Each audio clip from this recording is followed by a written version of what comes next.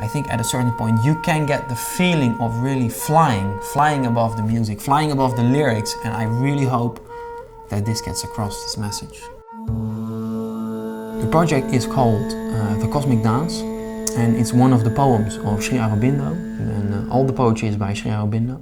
He was a spiritual guru of the 20th century in India. All the poetry centers around one central theme, and that's being enlightenment. Every time he takes a different approach to enlightenment, but basically the theme is always enlightenment.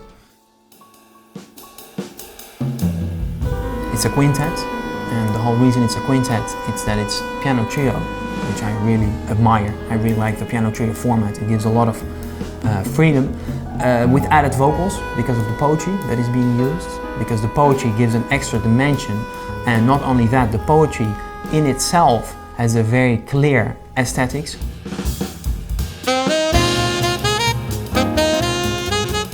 So that's the fourth member, and the fifth member, because it's so Coltrane inspired, it had to be a saxophone player. So in Holland there's basically one choice, and that is Jasper Blom as a substitute of Coltrane. So, and I am very happy that he joined in for this project.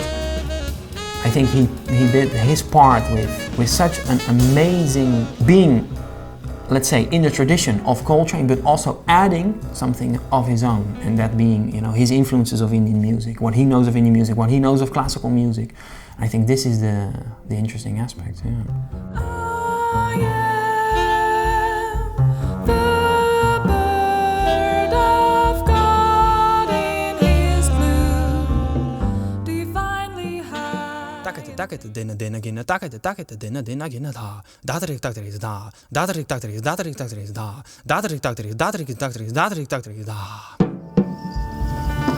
So the whole thing about enlightenment is that it cannot be expressed in words. The words are always limited in a certain sense. So that's why, I mean, poetry is of course a form of words, but the words appeal to the imagination, because the imagination is the only thing that is actually able to capture a certain state of mind, if I may say so, through a certain metaphor.